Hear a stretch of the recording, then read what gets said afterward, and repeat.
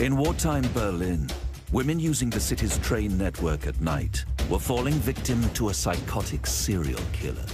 The Kriminalpolizei report said that he was cold-blooded, that he was a sociopath, and he was someone that had no feeling for his victims whatsoever. But despite desperate attempts by the police to catch the murderer, the Nazi high command wanted to keep the investigation a secret. The authorities didn't want the population to get frightened or to feel that the authorities were not in control of the situation. Tremendous limitations were placed on what could be released to the general public. Wilhelm Hermann Goering. I think it's a very fertile ground, conspiracy theories. He wound an electric leg and wire around. No home in the world untouched. Yes, he had not committed suicide, but that he had been murdered. Defendants make final statements to the tribunal. Ich selbst möchte aber hier ganz aus der Tiefe meines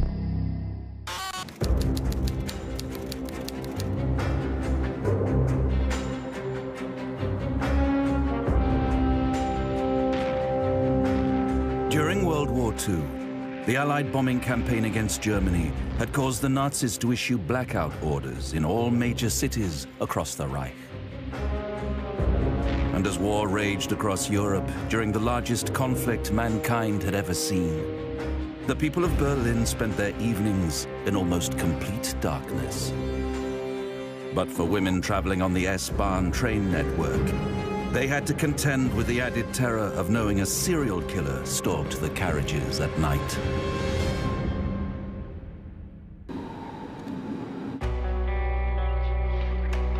Under the new Nazi government, construction of the Berlin S-Bahn commenced in 1934.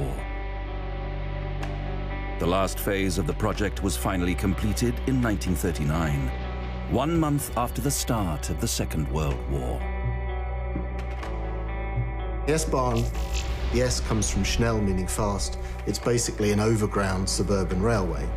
The network of S-Bahn lines that runs right across Berlin still does. Goes right out into the suburbs and runs till very late at night. It's an absolutely crucial part of public transport. It's as central to a Berliner's life as the tube is to a Londoner or the subway is to a New Yorker. It's absolutely one of the arteries of communication within the city. The whole way of life of Berlin is tied up with the S-Bahn. And it was the way that the majority of Berliners would have got to work in the morning. The S-Bahn was vital to the German war effort, transporting workers to and from the factories around Berlin. But as the war progressed and more German men left for the front line, it was up to the women of Berlin to continue the fight on the home front.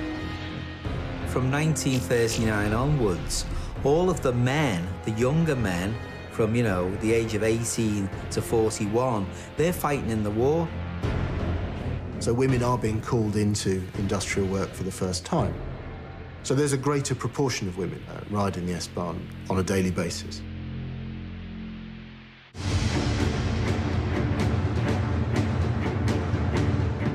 But with its factories, infrastructure, and prominent position within the Reich, Berlin was an obvious target for the Allies. And its location was well within striking distance of the British RAF bombers. The blackout order was given on the first day of the war, on 1st of September 1939 in Germany. And it effectively meant that any light source visible from above 500 meters, so visible from the air, had to be shrouded or covered and otherwise made invisible. And this meant generally that you had to sort of tape up windows, you had to have thick blackout curtains for doors and so on at night time. All street lights would be either turned off or shrouded. And so the blackout was as total in Berlin as it would have been in London. So it was taken very seriously indeed. And this, of course, caused a degree of chaos for the people of Berlin, because they weren't used to that. Berlin was very much, you know, a lively modern city with neon lights, street lights and traffic and everything else. And to suddenly plunge that world into darkness was a big shock for a lot of people.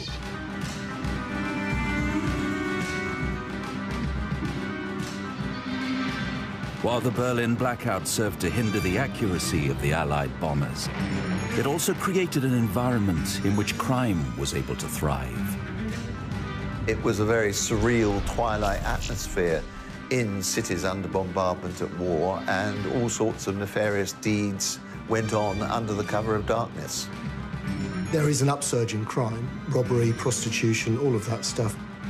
And there's a massive spike in accidental death. Car accidents, people falling on train tracks, people falling in front of trams. The discovery of dead bodies around the streets of Berlin was nothing unusual for the time. On average, in the winter of 1940, there is one person being killed every night in Berlin, thanks to accidents in the blackout. So you have a huge amount of deaths for the police to sift through.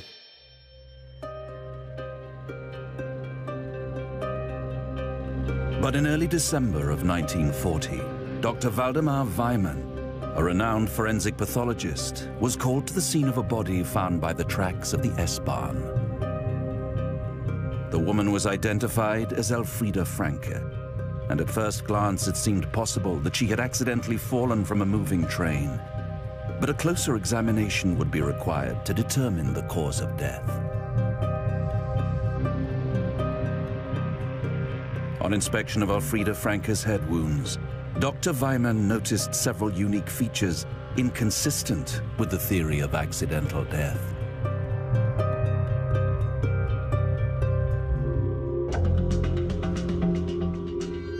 Dr. Sven Hartwig is a pathologist at the Charité Institute in Berlin, where Dr. Weimann originally conducted the autopsy in 1940. Als das erste Opfer gefunden wurde, ist man ursprünglich von einem Unfall oder Suizid ausgegangen. Man hat aber relativ schnell erkannt, dass es unterschiedliche Verletzungen am Kopf gegeben hat, die nicht allein durch den Sturz aus der S-Bahn zu erklären waren.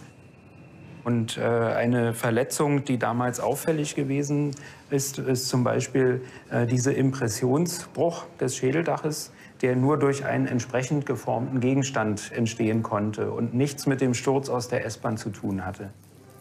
Mit einem Unfall nicht erklären und auch nicht mit einem Suizid. Weimann had established that she had been murdered, but why and by whom were the questions that now needed answering.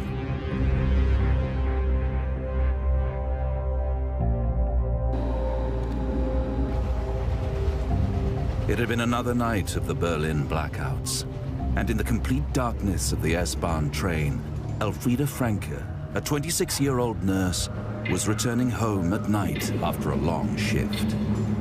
The S-Bahn, like everything else, would be blacked out, so there'd be no light visible from the S-Bahn carriages at all. Franke was the only passenger traveling in the second-class carriage that night. That was until she reached Karlshorst station in the suburbs of Berlin.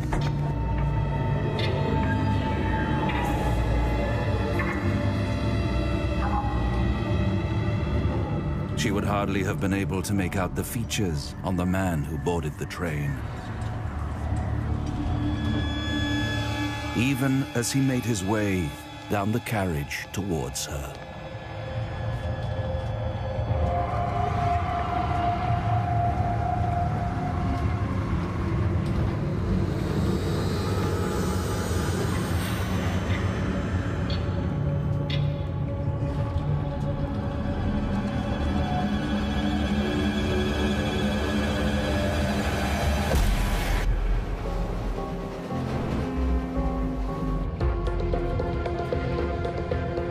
It would take time for the police to realize that Elfriede Franke was not his first victim.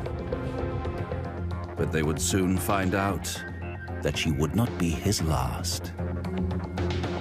Blacked out, coming home late at night. It's a perfect scenario for a serial killer. That same evening, Dr. Weimann received another corpse into the morgue. Nothing unusual for wartime Berlin, except this body bore a similar head wound to the one found on Elfriede Franke. Die Rechtsmediziner haben damals erkannt, dass es an diesen Opfern vergleichbare Verletzungen gibt. Also sie haben erkannt, dass es sich um ein und dasselbe Werkzeug gehandelt haben muss. The first time it all starts coming together is in the double killing. And the reason that's important is that one of the killings, the woman has clearly been thrown from the S-Bahn, and the other one has taken place on a street, by the railway lines, but on a street, and they're only a few hundred meters apart. And so the picture starts beginning to come together. 19-year-old Irmgard Fries had been walking home alone at night, close to the Berlin-Karlshorst railway station. It had been no more than 30 minutes since the killer had last struck. But his murder spree had not yet ended.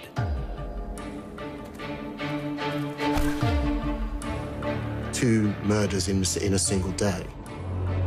One on the train and one next to the train tracks. And at that point, the police realized that they have a serial killer on their hands. A crime of this nature was a serious concern to the Nazi Party, and the case was quickly picked up by the German criminal police force, known as the Kripo. The Kripo is a shortening of the words Kriminalpolizei, criminal police.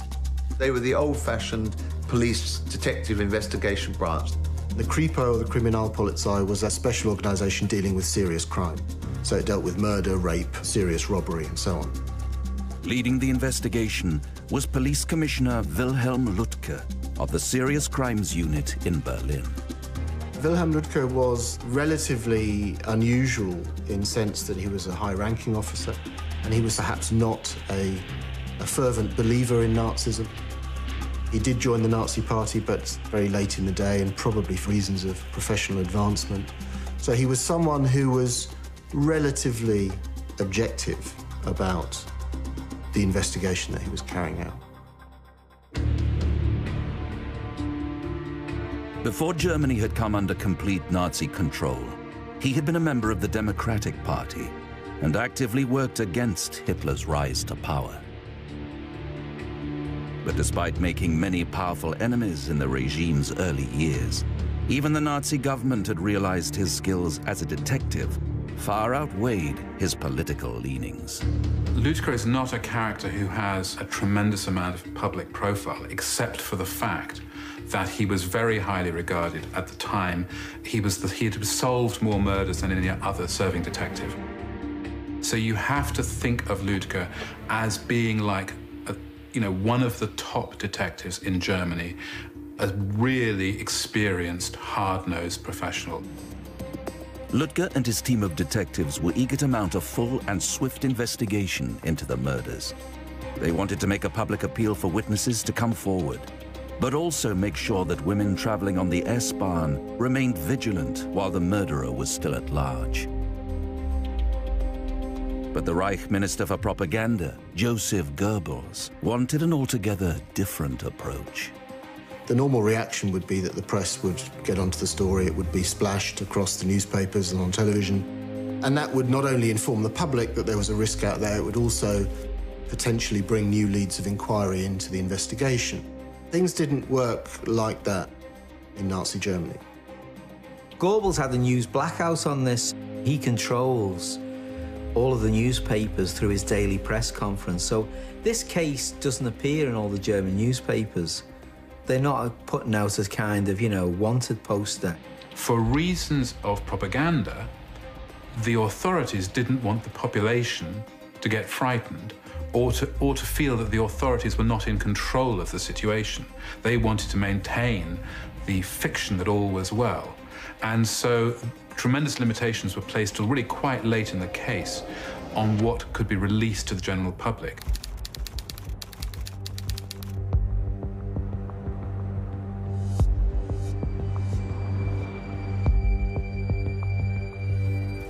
Hindered by the constraints of having to keep the investigation as quiet as possible, Lüttke decided to search the records for similar cases to see if the killer had struck before.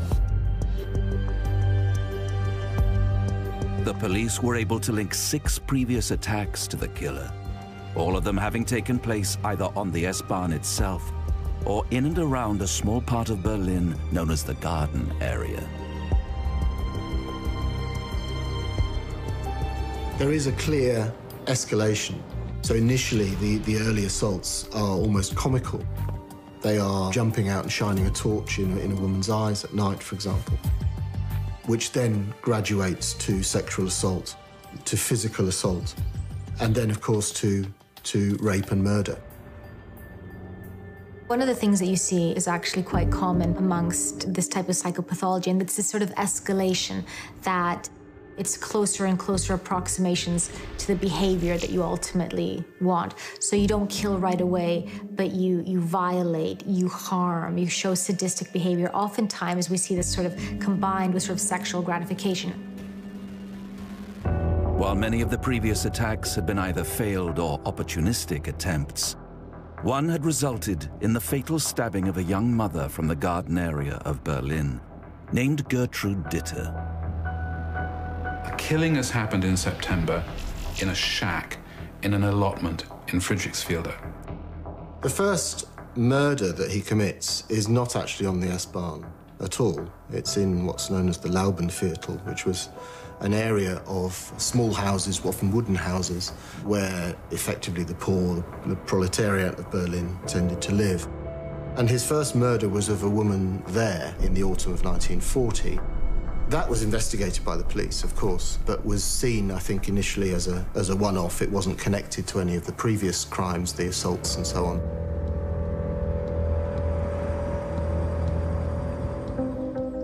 Until now, the Berlin police had failed to link the crimes to one single perpetrator, primarily because there did not seem to be a consistent pattern to the attacks.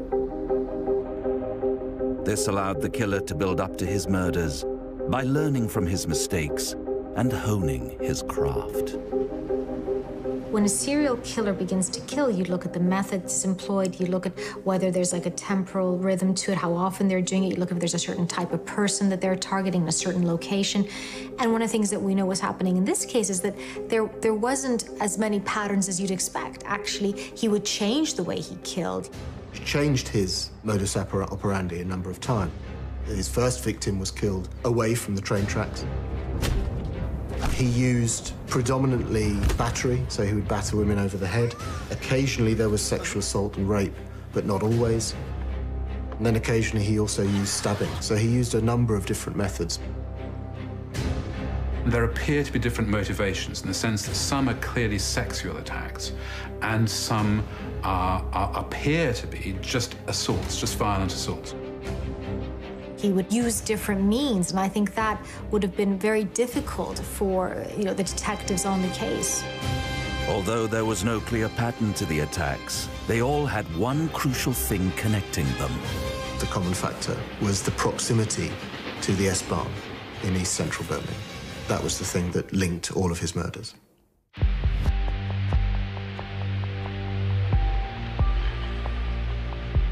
Now that he had a taste for it, the police knew that it was only a matter of time until he would kill again. But they now had a vital new piece of evidence.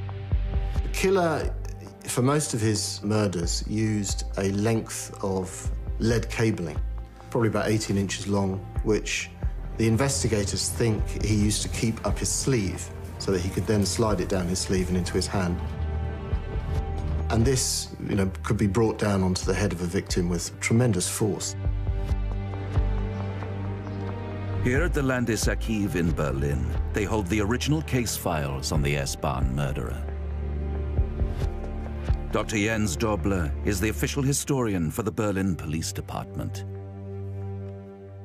Okay, also an dem ersten Fall, das war noch ein Mordversuch, wurde ein Tatwerkzeug gefunden, nämlich ein Bleikabel, in dem innen weitere farbige Kabel verlaufen sind. The piece of 2-inch thick lead-encased telephone cable was the kind you could have found at any industrial construction site across Berlin. But the Kripo detectives painstakingly scoured every cable fabrication company in Germany until they found its manufacturer. From the shipping records, they were able to determine that the cable used as a weapon in the attack had been destined for use on the S-Bahn Railway. Zeigt also, dass auch über diese kriminaltechnischen Maßnahmen sich sozusagen die Schlinge zuzieht und die Ermittlungen Richtung Reichsbahnbeamte geführt werden. The police were now certain that the murderer was an employee of the S-Bahn Railway. But this conclusion would not sit well with the Nazi high command. Although they had a very clear idea quite early on that it almost certainly was an employee of the S-Bahn, because Nazi ideology said, no, no, no, it must be a Jew, it must be a foreign worker, it must be an Untermensch, there were pressures on them, as it were, to look somewhere else, to look among foreign workers, to look among Jews, even though Jews weren't allowed on the railway. To keep the regime happy, Lutger had to publicly investigate the possibility that the killer was not a German citizen. There's appeals for information, there's leafleting, they put posters up around foreign labourer work camps, which there are a few in the area. They seem to be convinced that it must be a foreigner who's committing these murders. So they try to appeal for information from those places. But even though Goebbels tried to keep the murders quiet, word that there was a killer on the loose soon began to spread. People in Berlin tended to know what was going on. There was an urban grapevine, and people knew that there was a killer at large. So there are a number of accounts of people talking about this spate of killings. So it was certainly known about by the people of Berlin. Der Fall brachte die Polizei ja in erhebliche Bedrohung, weil es doch sehr viel Proteste gab, dass sie die Ermittlungen so hinschleppten und immer mehr Frauen also in der Gefahr sich fanden und auch sich weigerten, S-Bahn zu fahren. Also es ist ein erheblicher öffentlicher Druck auch aufgebaut worden. Women refusing to travel the S-Bahn to work could have impacted production for the German war effort. Something that Lutger knew could have potentially fatal consequences, even for himself. In any serial killing, one murder happens after another. The police are bound to be under tremendous pressure. When it's happening in the capital of the Third Reich, the kind of pressure you're under is of a completely different order. You're under pressure from people who can have you killed, who can make you disappear. So they are really desperate to try and solve this crime, both to save the lives of future victims, and I guess, in the back of their minds, kind of to save their own lives too. Und insofern wurden umfangreiche Fahndungsmaßnahmen eingeleitet. Hunderte von Personen waren im Einsatz, um die S-Bahn zu bewachen, haben die Strecken begleitet, haben Wachen aufgestellt. Auch das Bahnpersonal wurde mit in die Fahndungsmaßnahmen einbezogen. Despite pressure from the regime to investigate foreigners for the crimes, Lutger also continued to pursue evidence that the killer was an employee of the railways. The detectives really stuck at their task, and they did proper, good, solid policing. They interviewed 3,000 employees of the S-Bahn. They started putting people onto the trains to see if they could attract the murderer to attack one of their people. The detectives came up with a plan to plant people on the train in a bid to catch the murderer, drafting in officers from the women's branch of the Kripo to act as the bait. And that approach almost bore fruit.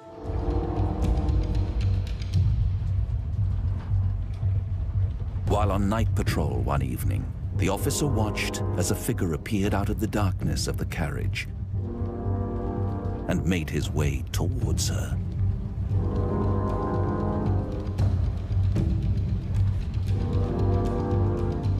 But to the killer, something about this potential victim seemed different. Oh, hang on. This woman doesn't feel quite the same as the others. He seems to have become spooked, and when the train pulled into the station, ran off. When she chased after him, other police chased after him, he ran off the tracks and they lost him in the darkness. I mean, they came this close to getting the killer. The Kripo had come close to catching the killer by using the female police officers as bait, so they decided to employ the same method again. But this time, they would make a small adjustment to the plan. Das war also eine sehr große und auch systematische Arbeit gewesen. Ein Spezifikum dieser Fahndungsmaßnahmen war, worüber wir heute so ein bisschen schmunzeln, aber damals war es natürlich tödlich ernst, war, dass sich eine ganze Reihe, nämlich ungefähr 6, 7 Polizeibeamte als Frauen verkleidet haben. Und zwar sind sie dann also in der S-Bahn gefahren nachts als verkleidete Frauen in der Hoffnung, dass sich der Mörder sozusagen an sie ranschleicht und dass sie ihn dann also überführen können. These were singularly unconvincing, not least, as it turns out, because men by and large are bigger than women, and the killer, as they finally realized, was the very end. One of the common denominators of his victims was they were all small, people he felt he could easily overpower. But all the police efforts had been in vain, as less than 2 weeks after the night of the double murder, workers found the discarded body of Elizabeth Bungurner on the tracks near Ransdorf station. Over the next 3 months, a further 3 women would also be attacked and murdered on the S-Bahn. With the body count rising, Ludger was in desperate need of a breakthrough. But the killer had gone to ground. Nearly 5 months would pass before he would strike again.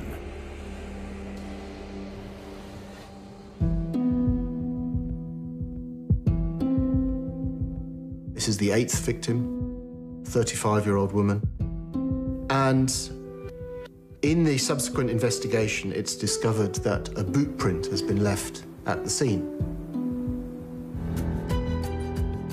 Bei jedem Mordfall wird eine Tatortzeichnung klassischerweise angefertigt von den Polizeizeichnern.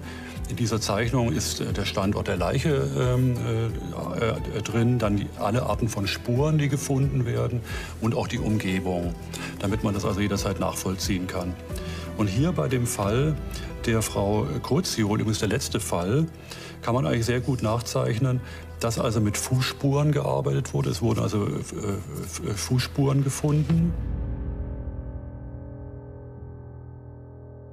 The footprint was the break the police had been hoping for, and Ludger quickly ordered his detectives to get to work tracking down the man who had been standing by the body. Because at the time, Berliners had rationing, and so they had to give coupons over for the shoes. They were able to find out exactly who had given coupons to buy these shoes. They were able to make a match to a Mr. W. Hyman, a carpenter who lived less than 300 meters from the crime scene. When investigators checked his records, they also discovered that he had previous convictions for sex crimes. Based on this evidence, Hyman was brought in for questioning. The evidence placed him at the scene of the murder, and his prior history of sex crimes meant that he fitted the killer's profile. The Kripo were convinced that they had their man. They proceeded to interrogate him in the hope of obtaining a confession and getting a resolution to the case. They'd got the footprint by a body, they'd got a creep. In Nazi Germany, it would have been the work of an instant to get him eradicated. End of problem, end of grief they're getting from the Reich Main Security Office. Job done. But as the interview unfolded, they soon realized that something was not adding up. Hyman was able to provide them with cast-iron alibis for the previous murders, and witnesses were able to corroborate his story. So how had his footprint come to be found beside the body of Frida Koziel? It turned out it wasn't the killer. It was a peeping Tom who liked to kind of prowl in the neighborhood, seeing if he could see women undressing or couples at it. Found what he thought was a sleeping woman lying there, saw the wound in her head, and then did a runner. They caught him, they found him, only to discover they'd got the wrong guy. The investigation was back to having no suspect. At a loss, Ludger ordered his detectives to go over the work rosters of all the S-Bahn workers until they had narrowed it down to employees whose shift patterns could have potentially matched with the murder sprees. Late on in the case, Ludger says, no, let's go back and let's just see if we can find anybody, go through all the interviews all over again and find people who have, if you like, anything that may tie them to one of the killings. And they come up with a list of 8 people. What they did at that point was to re-interview their list of suspects. And in that process, one name kept coming up, which was that of Paul Ogorzow, who was an assistant signalman on the S-Bahn. His name kept coming up because he was renowned amongst his work colleagues for having very outspoken misogynist views. He was someone who a number of his colleagues said frequently absconded in the middle of his shift, jumped the fence and ran home. So he was someone who certainly acted in a suspicious manner. One of the things that we know in Ogorzow's case is that he spoke about women with a lot of contempt. So this idea of seeing them as objects, of seeing them as things to be used, this is certainly something that we see with sociopaths and also violent sexual predators. The science of criminal profiling, people think of that as an FBI invention in the 1970s. It's absolutely not. The German police were onto it in the 20s and 30s. In fact, the phrase serial killer, Serienmörder, was created by the Berlin Murder Squad.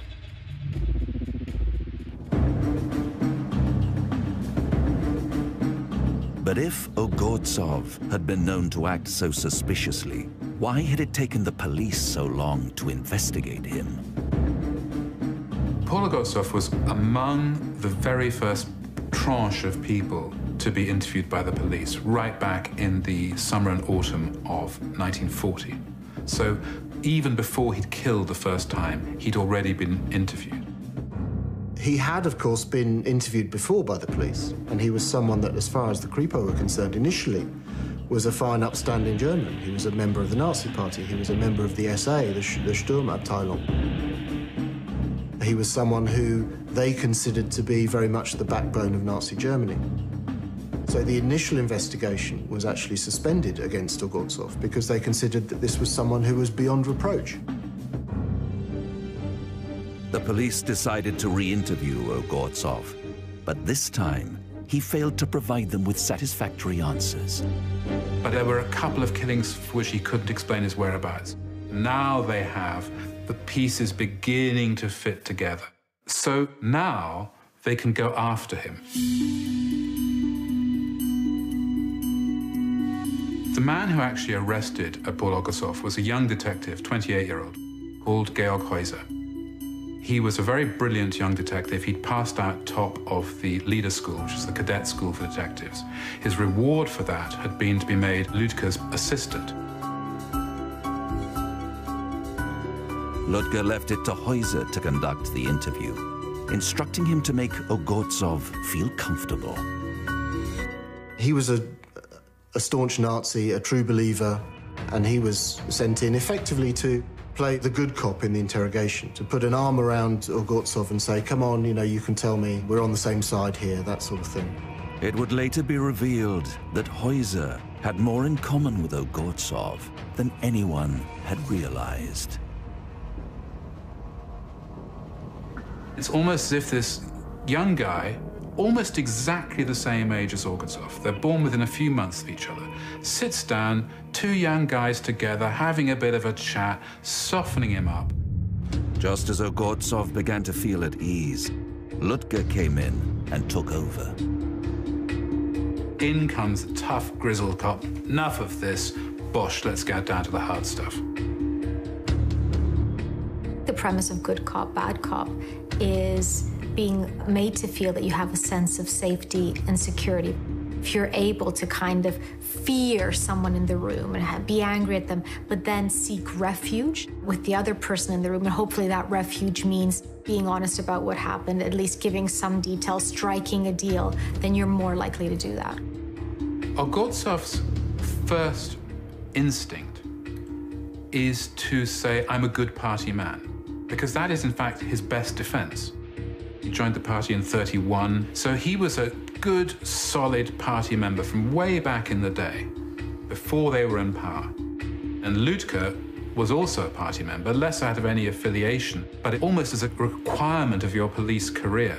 So he says, you're a good party man, I'm a party man, do us a favor. And then, again, to Lüdke's credit, he says, I don't care. You're a disgrace to the party, so now let's talk about your crimes. And this didn't initially bear fruit. Ogorzow had various excuses for his presence where he'd been at various times, and he was quite adept at explaining away the evidence that the Kripo had.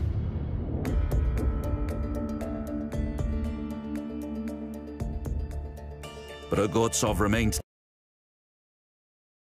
feel at ease. Lüdke came in and took over.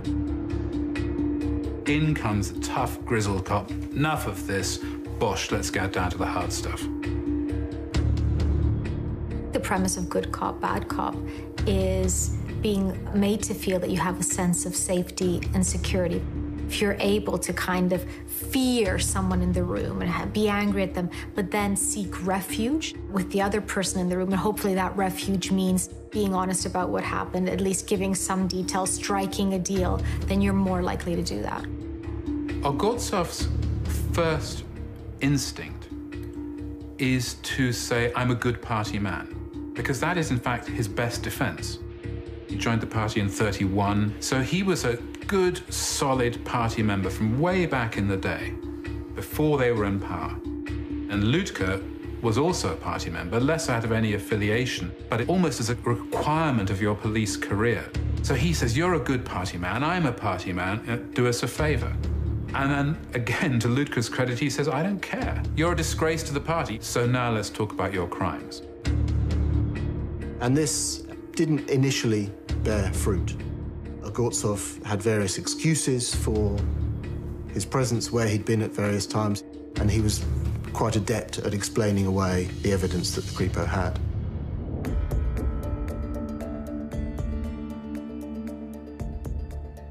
But Ogorzow remained tight-lipped, and Lüdke didn't have enough evidence to secure a conviction. So he pinned his hopes on conducting a forensic analysis of his railway uniform. An der Uniform von Ogorzow sind Blutspuren gesichert worden, die ursprünglich damit erklärte, dass mit seiner Frau, die zu diesem Zeitpunkt menstruierte, Geschlechtsverkehr hatte. The police, of course, asked his wife if this was the case, and initially she said yes, that was true.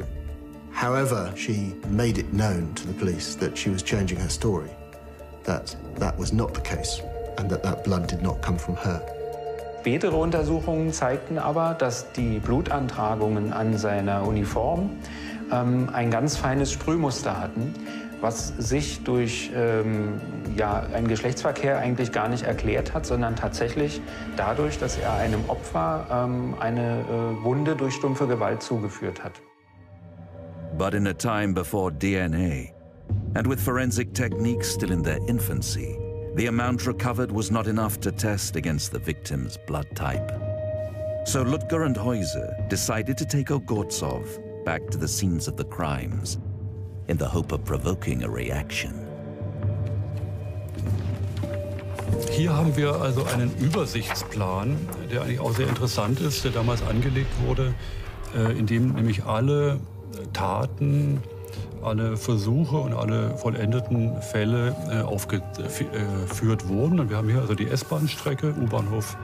Man kann also hier schön sehen, dass es schon also im Rummelsburg losgeht. Dann in dieser Kleingartensiedlung ist in am meisten Taten passiert, bis hin nach Karlshorst.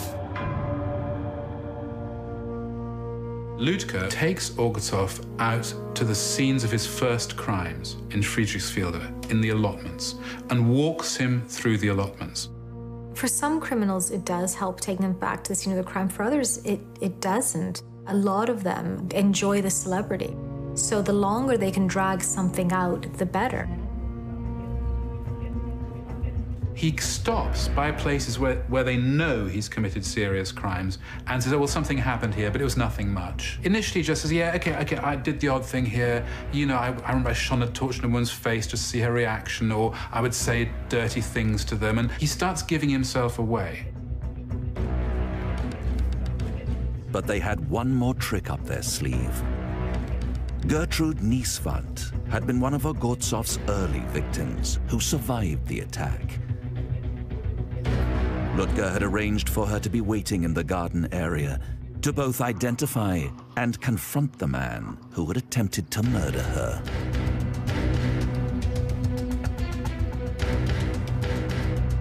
Now they have corroborating evidence because they've got people who've seen him, not necessarily for the murders, but at least they've got him on the assaults. Ludger was wearing his suspect down, but too much was riding on this case for him not to obtain a full confession. So in a last-ditch attempt, he delivered his final blow. The final stage of the interrogation is I think, a great theatrical moment. It's one of those things that you know, you couldn't make it up. This was the moment that turned the investigation. And then, you know, like the kind of magician's flourish. Ludger had on his desk a number of the skulls of Ogorzow's victims. And says, these are the women you killed. And that's the moment at which Ogorzow cracks. Somehow it overwhelms him, the reality of what he's done becomes clear to him. He starts confessing, and they know they've got him. At the end of that confession, he admitted to 8 counts of murder, a further 6 counts of attempted murder, and 31 counts of assault. When the skulls were revealed, it would have been a confrontation with, you know, the physicality of what he'd done. What they were trying to do was to kind of say, we have you. Ogorzow also confessed to crimes that the police were not even aware of.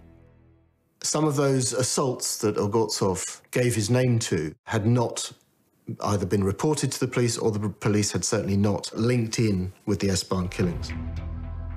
At his trial, Ogorzow pleaded guilty to all charges. He was duly convicted of 8 counts of murder, 6 counts of attempted murder, and was sentenced to death. And 2 days later was executed by guillotine in Plötzensee prison in Berlin. One of the things that is bizarre about this case is the irony that here we are talking about a serial killer who killed 8 people in a city which is ruled by one of the greatest examples of institutional serial killing the world has ever seen. At the period these crimes are happening is precisely when the Holocaust is being planned. So there's this terrible sin that is occurring at the same time as these murders.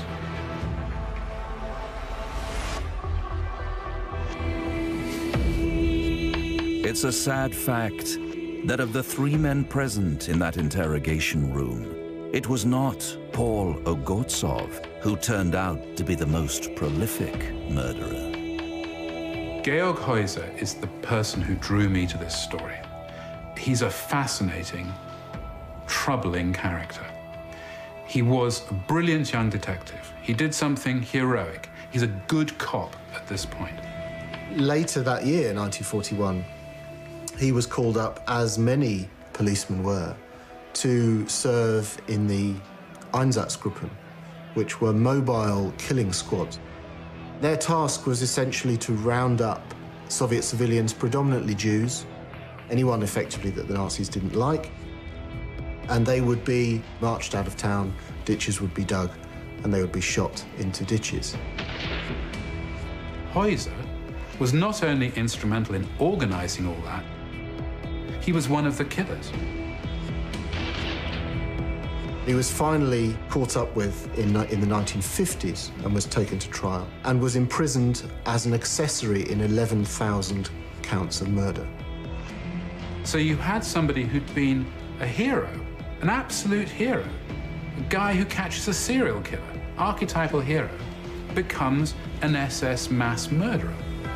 For the crimes that Georg Häuser committed, he was sentenced to 30 years imprisonment, of which he served 6. So we have to wonder who the bad guys are in this story.